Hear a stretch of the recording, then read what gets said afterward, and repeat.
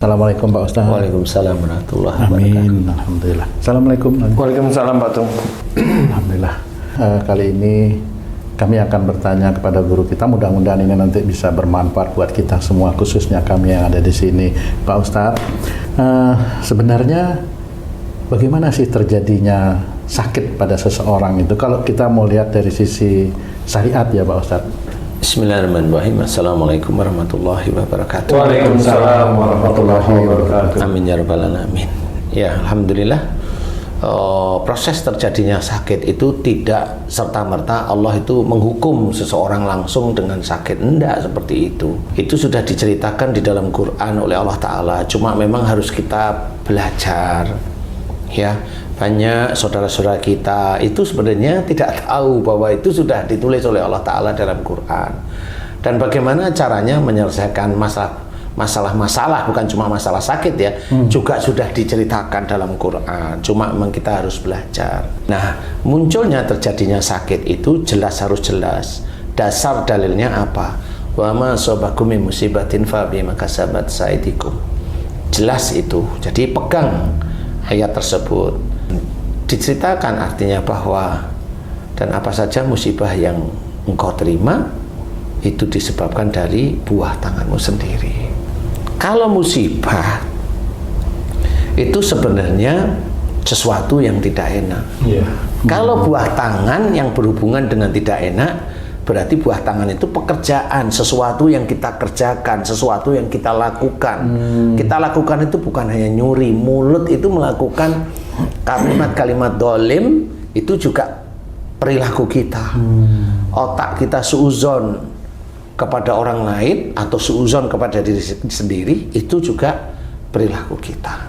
Jadi yang harus kita ketahui bahwa ayat ini menceritakan musibah kemudian dengan perbuatan tangan kita. Berarti kalau musibah itu banyak, entah itu kesandung, entah itu kejedut, entah itu ditabrak, entah itu serempetan, entah itu sakit. Nah, itu disebabkan dari buah tangan kita, berarti ada dosa yang sangat sering kita lakukan dan terus-menerus kita lakukan tanpa kita mohon ampun kepada Allah Ta'ala. Ini beda dengan, maaf Pak Ustadz, beda dengan musibah bencana alam atau kejadian banjir. Ini beda Pak Ustadz ya? Hampir sama sebenarnya. Hampir sama. Sebenarnya hampir sama. Jadi patokan itulah kenapa itu musibah dari perbuatan tangan. Dijelaskan di ayat lain. Ma sabaka min hasanatin faminallah wa ma sabaka min sayyiatin famin nafsik. Dan apa saja nikmat yang kau terima itu dari sisi Allah, berarti dari Allah yang memberi, menguji langsung kalau nikmat. Dan apa saja musibah yang kau terima itu dari perbuatanmu sendiri. Itu sudah jelas. Jadi sesuatu yang tidak enak insya Allah berarti dari dosa kita. Itu awal. Tetapi dari yang seperti ini banyak orang-orang Islam yang tidak mau mengakui. Banyak sekali orang Islam yang tidak mau mengakui. Kalau tidak mengakui, sama seperti dia berpaling terhadap ayat itu. Kalau berpaling terhadap ayat itu, dia akan dikatakan oleh Allah Ta'ala kafaro. Seperti itu. Kenapa? Dijelaskan oleh Allah Ta'ala. Atiullaha wa rasul fa in tawallau fa innallaha la yuhibbul kafirin. Jelas, taatlah kepada Allah dan Rasul. Taat pada Allah mengerjakan apa dalam Quran, taat pada Rasul mengerjakan dalam Sunnah. Fa in tawallau, jika engkau berpaling, berarti ayat ini untuk orang Muslim, orang Islam. Jika engkau berpaling, dulunya lurus, ngaku iman, ngaku Islam, tapi dia berpaling, ayat-ayat Quran ada dia palingin, dia tidak mau terima.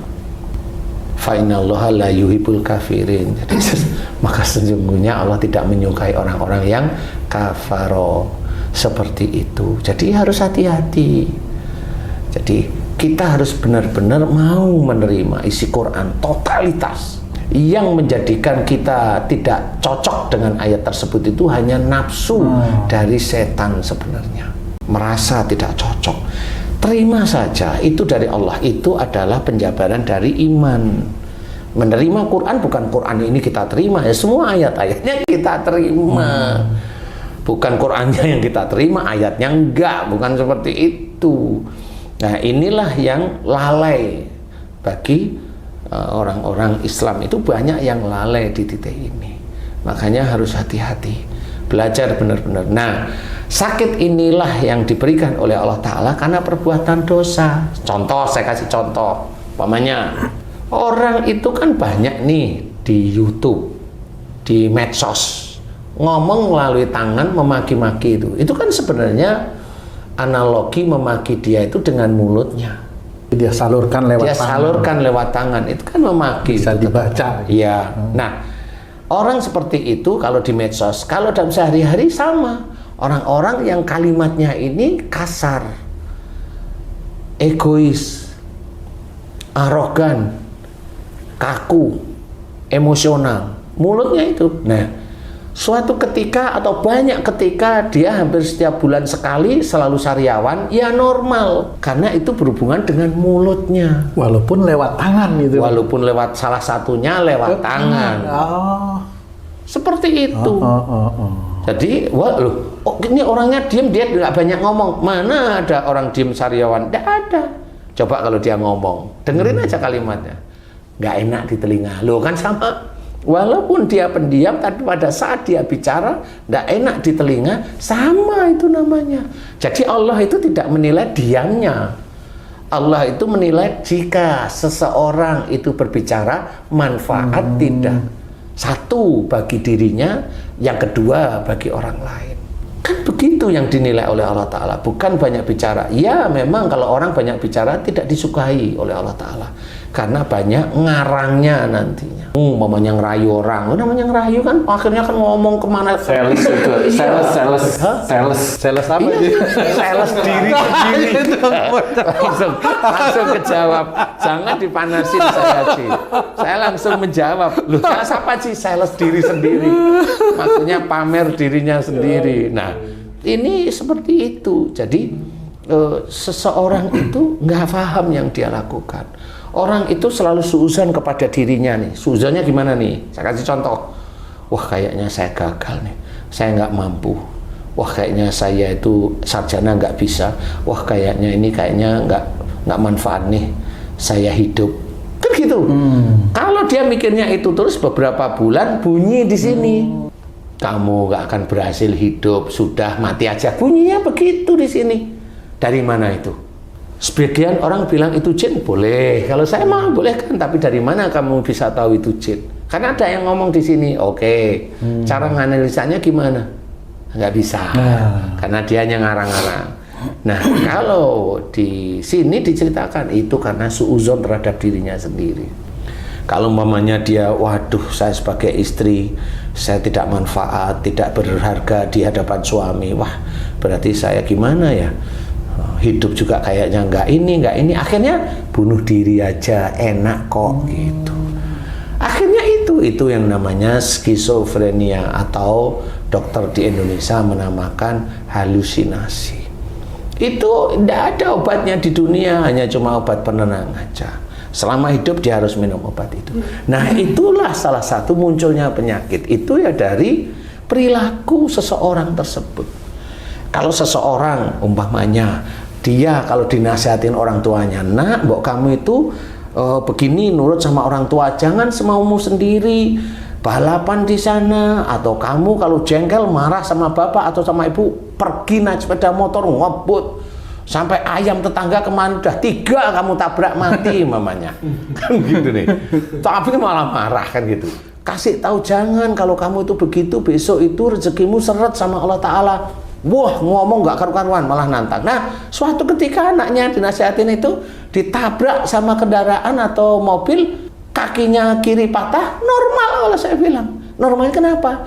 Kaki itu dipergunakan untuk menyangga badan. Kaki itu untuk melakukan kehidupan. Tetapi si anaknya dinasihatin selalu ngelawan tentang kehidupan, dinasihatin tentang kehidupan oleh orang tuanya, selalu melawan. Ya akhirnya dia ditabrak, kakinya patah. Ya normal. Ya itu cara Allah. Dia orang nggak pernah tahu. Orang taunya, orangnya kayaknya diem. Taunya dia kayaknya diam di mata dia. Mata malaikat yang enggak, ini orang ngawur terus senantiasa. Jadi kalau Allah memberikan musibah kepada seseorang itu insya Allah sudah tepat, nggak akan salah. Cuma kalau kita melihat ya kasihan ya boleh kita istighfar agar kita tidak seperti itu, boleh seperti itu, didoakan agar dia dosa diampuni, boleh seperti itu. Nah inilah perilaku-perilaku yang dilakukan itu seperti itu. Tapi kalau mamanya nyuri, nah kalau nyuri beda lagi nih. Kalau nyuri itu nanti yang apa namanya, yang diberikan hasilnya musibahnya belum tentu. Kalau nyuri itu musibahnya dalam bentuk perutnya melembung atau kemudian sakit-sakitan, ya bisa aja seperti itu. Tapi paling tidak nanti di akhiratnya itu akan diguyurkan besi panas di perut. Seperti itu. Di dunianya belum kelihatan ya? Di dunianya sampai sekarang belum kelihatan. Karena saya tanya momennya, Tung, direksimu ada yang perutnya gelembung? Belum ada. Mati aja dia. Kan gitu. Tapi kebanyakan sakitnya maaf ya yang kayak jantung, terus gula yang seperti itu. Oke, saya jawab sekarang. Iya. Jantung. Iya. Pada saat dia memerintahkan sebagai direktur, dia penuh dengan tekanan dan emosi. Rata-rata, makanya kena jantung. Terus apa lagi? Gula biasanya. Gula itu merasa masukannya dianggap itu yang paling benar. Iya juga. Nah, jadi kalau anak buahnya nggak nurut ya dia marah. Nah, itu gula. Itu nggak harus direktur, orang biasa aja bisa. Jadi kalau udah punya masukan itu udah, kamu tuh dikasih tahu ngeyel, padahal dia itu masukannya halah biasa saja. Tapi ya begitu, makanya gula itu tidak hanya dimiliki oleh direktur, tapi orang lain juga iya. Bisa jadi. Orang yang merasa masukannya, nasihatnya dianggap dia itu benar, siap-siap punya penyakit gula. Seperti itu. Pak Ustadz, kalau saya dengar dari tadi penjelasan Pak Ustadz tuh kan ini berarti mulai pengungkapan satu rahasia Allah dari dosa seseorang melalui sakitnya, seperti itu, Pak Ustadz. Itu cara Allah aja apa namanya? Mengungkapkan gitu, Pak Ustadz. Bukan mengungkapkan, itu mengingatkan istilahnya kepada hamba-hambanya agar faham. Satu sisi hambanya kembali pada Allah dengan salah satunya wasari'u ila maghfirati min rabbikum. Bersegeralah kamu ke dalam ampunan Allah. Nah, berarti tobat, mohon ampun. Watubu ilallahi jami'an ayyuhal mu'minun. Nah, jelas. Dan banyaklah kamu tobat kepada Allah Ta'ala, ya orang-orang yang beriman. Seperti itu. Caranya itu. Di titik mana? Kalau sariawan ya babnya yang ngomong. Kalau pusing di kepala, babnya yang suuzon, merasa benar, dan sebagainya. Kan seperti itu. Banyak sebenarnya. Kalau tangan di tempat kerjaan, mana tangan yang mana? Itu bisa kok satu persatu. Jadi punya analogi gitu, Pak Ustadz. Itu besok, itu nanti seseorang itu disiksa di neraka. Itu kan tubuhnya orang itu sebenarnya. Apa yang disiksa? Ya karena tubuhnya melakukan dosa. Tubuhnya orang itu melakukan dosa, makanya disiksa. Tapi kalau orang Islam tidak mau tobat tentang apa yang dikerjakan, dia merasa tidak pernah punya dosa, selesai dia mati di dunia, di akhirat baru sadar kalau dosanya menumpuk. Karena dia nggak sadar bahwa dulu rasanya dia nggak punya dosa. Kalau dinasihatin, kok saya sakit begini, kenapa ya? Dia tanya, oh itu kesalahanmu. Walah, apa-apa kok dosa. Loh, memang benar. Nah kalau dia nggak percaya kan berarti dia itu kan apa namanya? Istilahnya itu berpaling dia dari ayat-ayat Allah. Walaupun dia seorang Islam. Tapi apakah ada seseorang yang terkena sakit, bukan terkena musibah, bukan karena buah tangannya, Pak Ustadz? Kalau kamu bilang musibah ya pasti buah tangannya. Pasti buah tangan. Ya kasih contoh apa coba? Ini hanya pertanyaan. Nggak apa-apa. Umpamanya, kamu besok umpamanya pulang, kemudian kamu dimarahin istri, kan gitu. Nah itu buah tangan saya tuh. Yang mana buah tangan yang dulu? Oh yang dulu, tahu kan berarti ya? Iya. Tapi kan ada orang yang begini. Orang pulang, umpamanya kamu kamu pulang dimarahi istri. Oh saya kan nggak punya dosa, kan ada orang yang begitu. Saya kadang-kadang gitu. Manusia itu kan berdosa, Ustaz. Dari bangun tidur sampai mau tidur pasti itu ada dosa, Ustaz. Nah, setiap kali dia selesai sholat dia berdoa dan bertobat tentang dosa-dosa yang sebelum, misal sholat zuhur, dari subuh sampai sholat zuhur banyak dosa dia mohon ampun. Kemudian asar pun demikian sampai isya. Nah, Sampai besok-besoknya lagi. sampai besok. Ini contoh seharian. Contoh, oke. Melakukan dosa, bertobat. Melakukan dosa lagi, bertobat. Padahal dosa yang sama, apakah itu tetap diterima tobatnya, Ustaz? Jadi gini, benarnya Haji C tadi sudah pintar menurut saya. Jadi Sebenarnya itu berarti nggak pintar. bukan, memang sebenarnya pintar nih. Gitu. Jadi sudah tahu kalau sejak bangun tidur itu ada kesalahan yang dilakukan. Kemudian mohon ampun, tobat, mohon ampun, sampai itu berlaku. Nah, kalau itu dilakukan kesalahan berkali-kali, kan harus difikirin kenapa saya melakukan kesalahan ini lagi. Nah, itulah yang harus dicari caranya. Jangan sampai dua kali. Jangan sampai kedua kali. Masalahnya gini, Ustaz, kita udah marah sama istri nih, ya kan? Kita bertobat ya, minta maaf.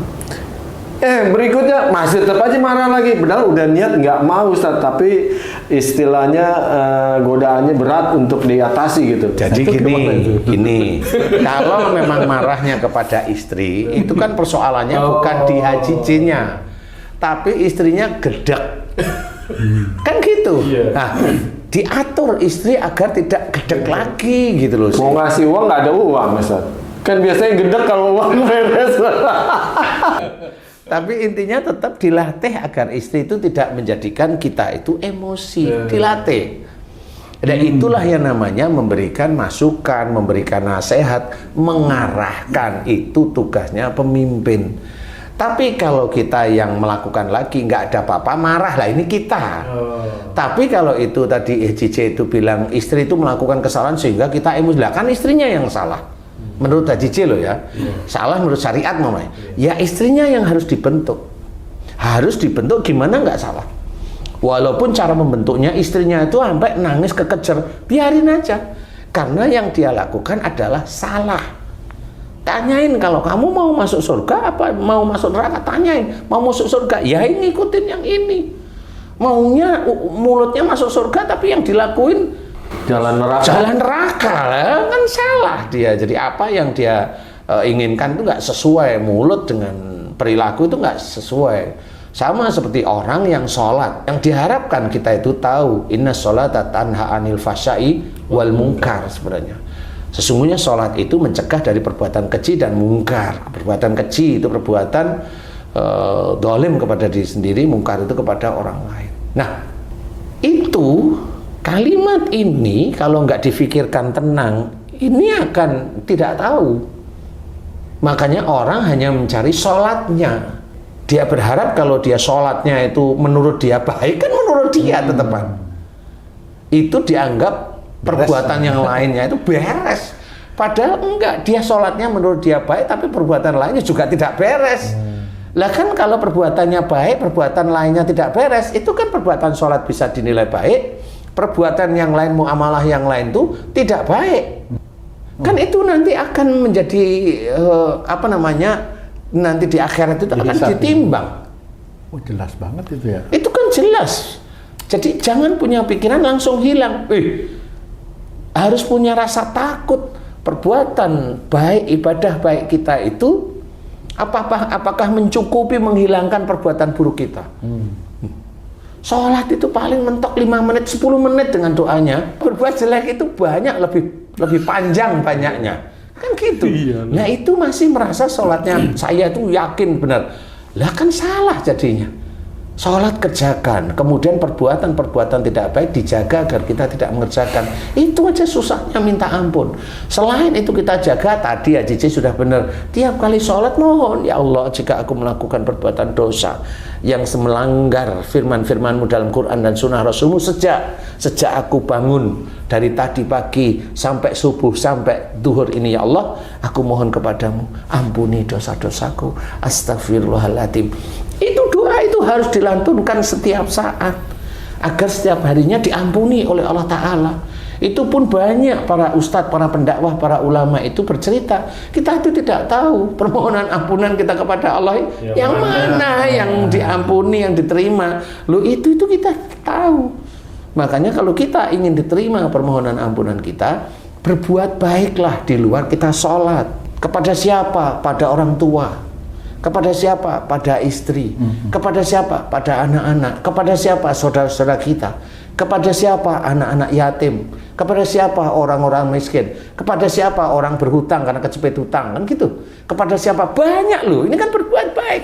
Iya benar. Kok iya bener kamu ketawa ke TV kenapa? Tadi janda-janda yang terdaftar belum. Oh iya janda. Itu takut saya. Saya takut karena saya bilang mamanya kepada siapa? Kepada janda-janda. Seneng kamu nanti. Loh kan saya nggak salah kan gitu. Tawan. Iya. Karena kalau saya sebutin kamu merasa senang nanti kamu. Bisa pulang bilang, loh ini dibilang nih sama Ustadz nih. Enggak. Nah, berbuat baik inilah yang nanti dinilai oleh Allah Ta'ala. Dalam berbuat baik ini kita juga harus menjaga. Jangan ujub, jangan riak, jangan bangga, jangan sombong. Kita jaga. Sehingga penjagaan kita tidak ujub, tidak riak, tidak bangga, tidak sombong. Inilah akan menjadi amal soleh lagi. Kan begitu. Nah itu makanya sulitnya ya begitu itu. Ustaz, tadi Ustaz bilang banyak-banyak berbuat baik kepada yang disebutkan tadi Ustaz. Mungkin mudah berbuat baik seperti itu. Namun jika yang kita mau kasih kebaikan-kebaikan atau kita berbuat ini melakukan suatu yang ngeselin gitu loh Ustaz. Apa istilahnya nyakitin karena dia berbuat fitnah, dia berbuat ghibah kepada dirinya Ustaz. Itu gimana caranya agar berbuat baiknya ini ikhlas Ustaz? Sama yang lain aja. Sama yang lain itu yang mana tuh? Masa sama yang membuat jengkel? Cari yang lain. Jadi gini Ci. Jangan dipotong Ci. Pertanyaannya ini ini. Enggak, tapi memang benar. Ini sehari-hari. Jadi gini loh. Kalau ada seseorang itu minta tolong, dengan sungguh-sungguh dia minta tolong. Berarti itu jalan dari Allah tunjuk. Petunjuk dari Allah agar kita menolong atau membantu. Untuk berbuat baik. Untuk berbuat baik itu petunjuk dari Allah Ta'ala. Persoalan setelah dia kita bantu, kemudian dia ngomong yang tidak benar, dia fitnah, itu urusan dia dengan Allah. Sebelumnya Ustaz, udah berbuat nggak baik terus dia minjem uang. Nggak apa-apa. Itu tetap dari Allah. Lawang namanya Rasulullah Muhammad SAW itu dengan orang-orang Yahudi yang buta itu sampai disuapin. Padahal Rasul itu dimaki-maki, disalah-salahkan, dibodoh-bodohkan. Tapi Rasulullah juga santai. Gimana aja, Pak? Ayo mau milih yang mana? Contohnya susah, Ustaz. Loh, contoh yang susah itulah yang benar-benar mudah-mudahan lurus masuk surganya. Kan ini saya kasih contoh. Nah ini kan Rasulullah yang Nabi kita yang kita cintai. Kasih tahu kok susah. Loh memang yang susah itulah yang masuk surganya cepat. Jadi kalau tahu dia ngeselin, diem. Dia kok pinjem? Ya sudah pinjemin. Bismillah. Minjemin aja. Bismillah. Kasih. Nah kalau dia tiba-tiba baik omong, ya kalau namanya dia baikin kita, dia di luar baikin, nggak usah GR. Memang dia hobinya mulutnya begitu. Jadi nggak usah GR seperti itu. Itu ujian dari Allah Ta'ala untuk kita. Bahwa kalau kita dibangga-banggain orang lain, bangga atau tidak. Kalau kita ditinggi-tinggikan, jawab walillah ilham. Itu jawabannya yang benar. Nah, banyak orang Islam yang nggak ngerti. Jadi kalau udah jengkel nggak mau. Nah, insya Allah belajarlah seperti itu sehingga kita istilahnya mengeliminir sakit itu muncul di tubuh kita. Apapun, umpamanya kalau tadi Haji udah dijelek-jelekin kemudian dia pinjam, ya kasih. Itu berarti hati. Ini yang berhubungan dengan hati, berhubungan dengan benci, berhubungan dengan dendam, berhubungan dengan marah ini. Kalau Haji itu mau memberikan, hancur. Jin yang ada di hati kita itu akan keluar dia otomatis. Padahal ada kesempatan untuk membalas. Iya, tapi nggak usah. Istilahnya ada kesempatan untuk membalas, tapi dikerjakan kebaikan. Ya, istilahnya seperti itu. Jadi istilahnya kita itu dianjurkan oleh Allah Ta'ala sama Rasulullah itu balaslah dengan yang baik istilahnya. Jadi tidak perlu dengan dendam, biasa saja. Kalau uangnya nggak kembali, ikhlaskan, karena memang Allah itu sudah memberikan pengetahuan kepada kita dalam surat Al-Baqarah bahwa kalau seseorang itu tidak mampu membayar hutangnya, ikhlaskan, karena itu hutang itu akan menjadi sedekah kita, tabungan di akhirat, itulah jual beli dengan Allah itu jual beli dengan Allah itu jadi kita ikhlaskan. Kalau dia nggak bisa membayar, ikhlaskan.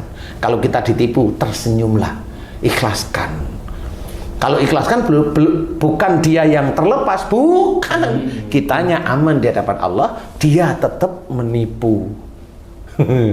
Dia punya desain catatan dosa sendiri di hadapan Allah Ta'ala, seperti itu. Nah, mudah-mudahan kalau paham bagaimana caranya menyelesaikan sakit, yaitu dengan tobat, mohon ampun. Kalau tadi di mulut, ya mohon ampun tentang cara berbicara, tekanan, kalimat yang salah, yang dosa. Kalau di kepala, suuzon, merasa benar, melamun dan sebagainya. Kalau deg-deg, yang cemas, yang khawatir, yang takut, yang tinggi, mohonkan ampunan kepada Allah Ta'ala. Itu caranya mohon ampun terus. Insya Allah nanti kan Allah mengendorkan. Mudah-mudahan diberi kesembuhan. Insya Allah. Wallahu a'lam. Alhamdulillah. Terima kasih banyak penjelasannya Pak Ustadz.